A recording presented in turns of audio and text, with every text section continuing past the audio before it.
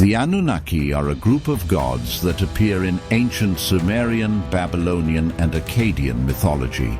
They are believed to be powerful beings who ruled over Earth and humanity. According to ancient texts such as Enuma Elish, Atrahasis, and the Epic of Gilgamesh, they are the descendants of the supreme god Anu and played an important role in the creation of humans and early civilizations. However, researcher Zecharia Sitchin, in his book The Lost Book of Enki, proposed a controversial theory that the Anunnaki were actually extraterrestrial beings from Nibiru, a hypothetical planet with a long orbit in the solar system. According to him, they came to Earth hundreds of thousands of years ago to mine gold in order to protect their planet's atmosphere. Because the mining work was too difficult, they altered the DNA of Homo erectus, creating modern humans, Homo sapiens, to work for them. Although this theory is not recognized by mainstream science, it has attracted interest because of its connections to various ancient civilizations. Grand structures such as the Egyptian pyramids, Mesopotamian ziggurats, and ancient carvings depicting gods in unusual clothing are often cited as possible evidence of the Anunnaki's presence. The story I tell in this video is based on Zecharia Sitchin's theory from the Lost Book of Enki. He introduced this book as a translation of Sumerian clay tablets recording the history of the Anunnaki gods. While this work is not accepted by mainstream science, it remains a topic of fascination for many people. Nibiru is a mysterious planet mentioned in the Lost Book of Enki by Zecharia Sitchin. It is believed to be the homeland of the Anunnaki. According to Sitchin, Nibiru is not a fixed planet in the solar system, but follows a long elliptical orbit, taking 3,600 years to complete one cycle around the Sun. When it gets close to the solar system, it passes by planets like Jupiter, Mars, and Earth, causing astronomical effects. Nibiru is described as a massive planet, larger than Earth, with extreme weather conditions. Because of its long orbit, it experiences very cold periods when far from the Sun and extreme heat when approaching. The planet's atmosphere plays a crucial role in sustaining life, but according to Anunnaki legends, it had become severely damaged, threatening their civilization's survival. This created a major crisis that put the entire planet at risk. According to the Lost Book of Enki, the Anunnaki had an advanced civilization with space technology, biology, and engineering. Facing the climate crisis, the ruling council led by Anu sought a solution. Scientists proposed that only gold could save Nibiru by spreading gold dust into the atmosphere to block harmful radiation and retain heat. However, Nibiru did not have enough gold for this. Amid this crisis, Alalu, a dethroned king, proposed a bold solution to reclaim his lost power. Alalu was once the king of Nibiru but was overthrown by Anu after a battle for the throne. Faced with exile or death, he made a desperate decision, stealing a spacecraft and escaping from Nibiru, hoping to find another planet with enough gold to regain his position. Using his knowledge of astronomy, he set course for a planet called Ki, Earth, which, according to Anunnaki legends, might contain valuable minerals. Alalu's journey was dangerous. To reach Earth, he had to pass through the Hammered Bracelet, the asteroid belt between Mars and Jupiter, where previous Anunnaki spacecraft had been destroyed by asteroid collisions. He used the ship's weapons to blast a path through the asteroids, becoming the first Anunnaki to land on Earth. He landed in an area rich in water and fertile land, which later became known as Eridu. Upon arrival, Alalu began assessing Earth's environment. He analyzed the atmosphere and found it breathable, though the sunlight was too bright, requiring him to wear protective gear. He discovered fresh water and vegetation, signs that Earth could support life. As he explored further, he encountered giant reptilian creatures, possibly primitive animals, or even the ancestors of dragons in mythology. However, his most significant discovery was gold. Using his analysis equipment, Alalu detected high levels of gold in the seawater and suspected vast gold reserves underground. Realizing that he held the key to saving Nibiru, he immediately sent an urgent message back to his home planet, announcing his discovery and making a demand. If the Anunnaki Council restored his royal status, he would share the location of the gold. This news shocked Anu and the Anunnaki Council on Nibiru. If Alalu was telling the truth, Earth could be the solution to their planet's survival. However, Anu couldn't fully trust a dethroned ruler and wasn't willing to grant him power just based on his claim. After much debate, the council decided to send Enki, Anu's son, to Earth to verify Alalu's findings. Thus, Alalu's journey was not just an escape by a fallen king, but a turning point in the history of the Anunnaki and Earth. He became the first to land on the Blue Planet and the one who initiated gold mining, leading to the Anunnaki's long-term presence on Earth and shaping the fate of humanity. After confirming the existence of gold on Earth, the Anunnaki Council on Nibiru decided to send reinforcements and establish an official management system to ensure efficient resource extraction. Initially, Enki was given the responsibility of leading the exploration and gold mining operations. He laid the foundation for the first Anunnaki settlements on Earth, including the construction of Eridu, which became a center for scientific and geological research. However, as mining operations expanded, Anu decided to send his second son, Enlil, to Earth to oversee and reorganize the work. Enlil was a strong, disciplined leader with a strategic mindset, whereas Enki was more focused on science and innovation. When Enlil arrived, he was dissatisfied with Enki's management style and began implementing stricter control measures. Under Anu's decision, Earth was divided into two main regions. Enki was assigned to Abzu, modern-day Africa, where the richest gold mines were located. He continued to develop mining technology and conducted research in biology and geology. Enlil took control of Eden, Mesopotamia, where he established Nibruki as the main administrative center of the Anunnaki on Earth. From there, he supervised the transportation of gold back to Nibiru and managed overall operations.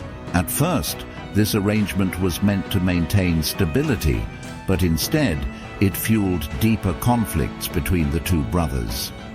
Enlil viewed Enki as a skilled scientist, but lacking leadership qualities, while Enki felt it was unfair that he was sidelined, despite being the one who first established Anunnaki presence on Earth.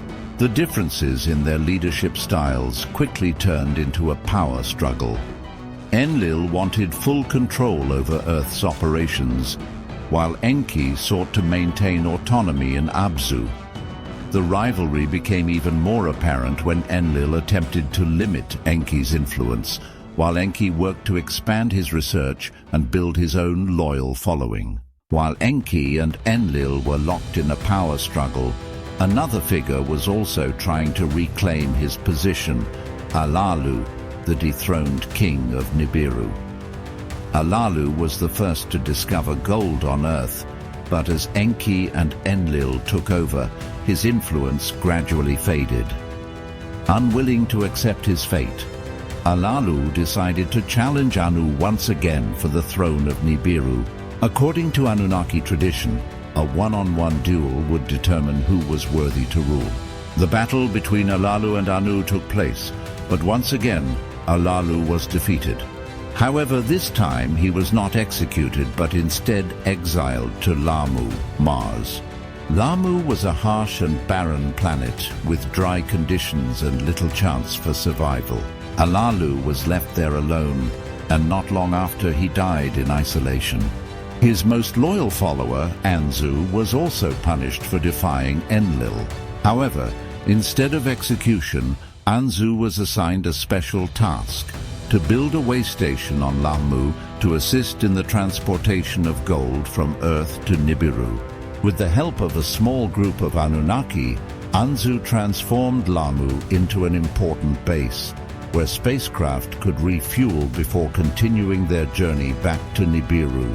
The conflict between Enki and Enlil grew even more intense as gold mining became an unbearable burden for the Anunnaki. Initially, the Anunnaki came to Earth with the mission of mining gold to save Nibiru.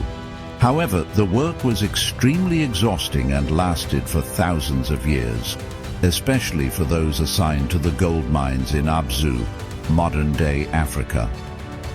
They had to dig deep into the earth, transport minerals to relay stations, and send them back to Nibiru. Despite having advanced technology, the labor was still too harsh, making the Anunnaki increasingly frustrated and exhausted. The dissatisfaction grew over time and eventually reached a breaking point. A large group of Anunnaki miners decided to revolt. They gathered, set fire to their tools, and marched toward Enlil's residence, demanding that he reduce their workload or find a replacement for them in the mines. Faced with this rebellion, Enlil was furious. He saw it as an act of treason and wanted to punish the rebels. However, Enki, his elder brother and a scientist, viewed the situation differently.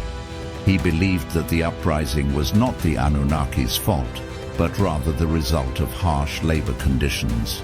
Instead of punishment, Enki proposed a radical solution: creating a new species to replace the Anunnaki in performing hard labor.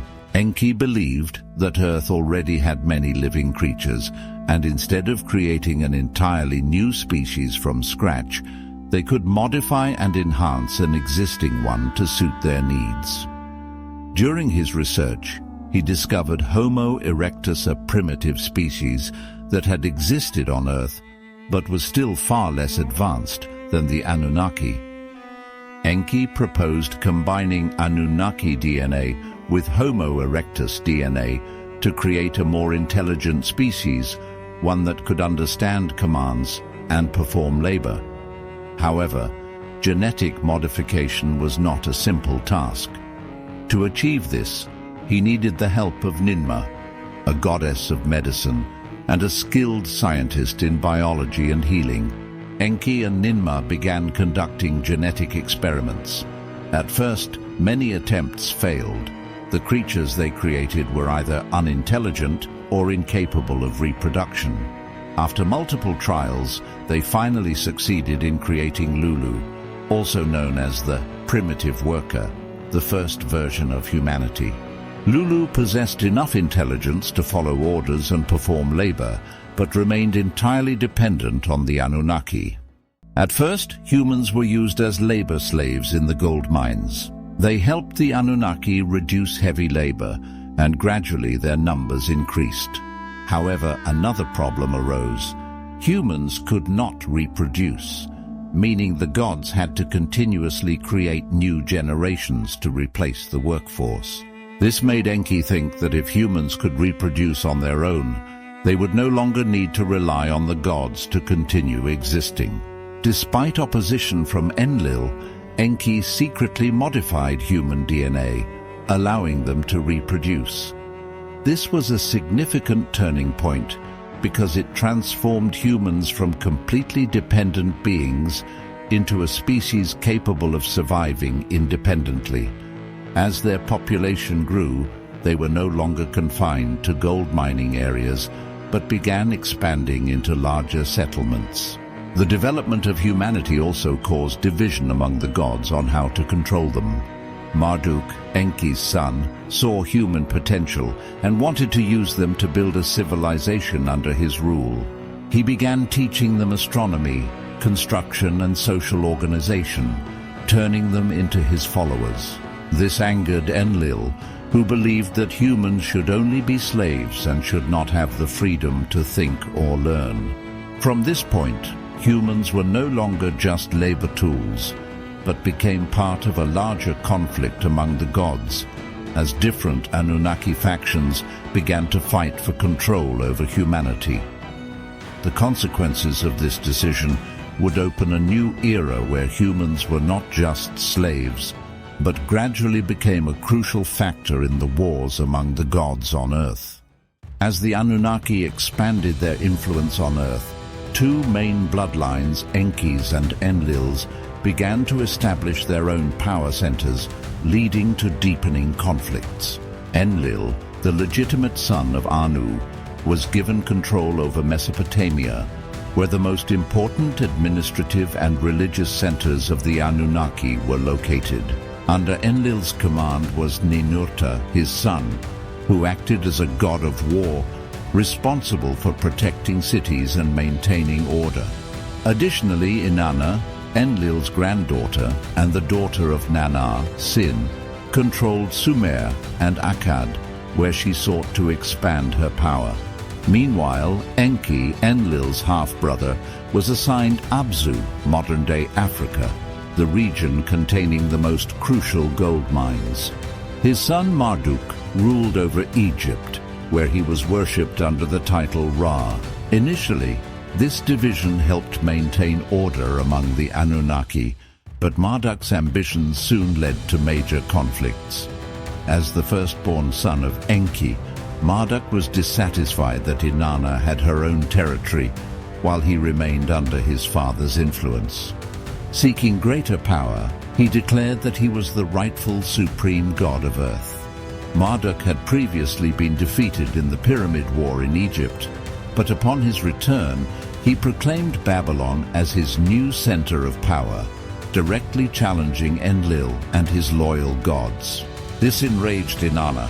As an ambitious goddess of war, she saw Marduk as her greatest rival and sought to eliminate him to secure her dominance over Mesopotamia.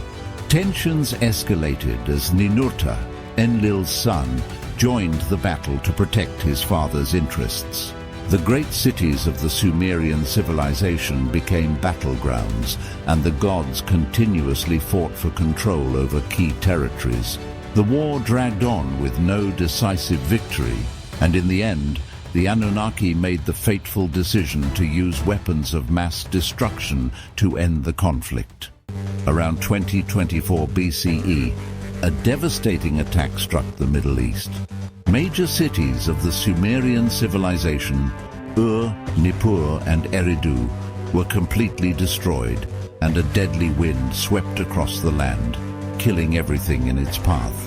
The descriptions of this disaster closely resemble the effects of a nuclear explosion, with shockwaves, radiation, and widespread contamination turning once thriving lands into lifeless deserts.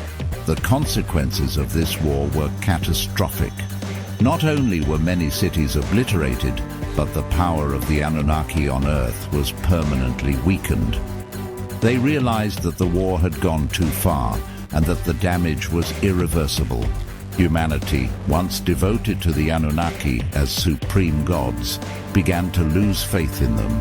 Civilizations fell into chaos as their most important centers were destroyed. Many Anunnaki abandoned Earth, returning to Nibiru or seeking refuge on other planets. One remarkable detail is that Babylon, the city ruled by Marduk, was left untouched by the destruction. This led many to believe that Marduk had foreseen the disaster and prepared for it in advance. With the other gods weakened or gone, Marduk ultimately became the dominant ruler, continuing to govern humanity for centuries, though civilization was never as glorious as before. Witnessing the destruction, Enki was filled with deep regret. He realized that everything had spiraled out of control, and that humanity, the beings he had created, had been drawn into a war that was never theirs to fight. To ensure that future generations would not repeat these mistakes, Enki decided to record the entire history of the Anunnaki on Earth, from their arrival the creation of humanity, the wars, and finally, the great catastrophe. Before leaving Earth, Enki spoke to his scribe. Everything that has happened must be recorded, from the first day on Nibiru to this very day on Earth, so that future generations may read and understand. Let the future judge the past. He believed that one day humans would discover these records, and when they read them, they would remember their true origins. Enki prophesied that a new era would come, where humans would uncover the truth for themselves. He foresaw that mankind would no longer be ruled by gods, but would determine its own destiny. And in the end, he predicted that one day when Nibiru returns, humanity will be ready to face its past and uncover the truth about the gods who once ruled them. The story of the Anunnaki is not just a legend. It raises profound questions about the origins of humanity and the influence of ancient civilizations. Are we truly the descendants of gods from Nibiru, or is this merely mythology? If you found this video interesting, like, comment your thoughts and share so more people can explore this mystery. Don't forget to subscribe to continue uncovering ancient secrets with us. Thank you for watching and see you in the next video.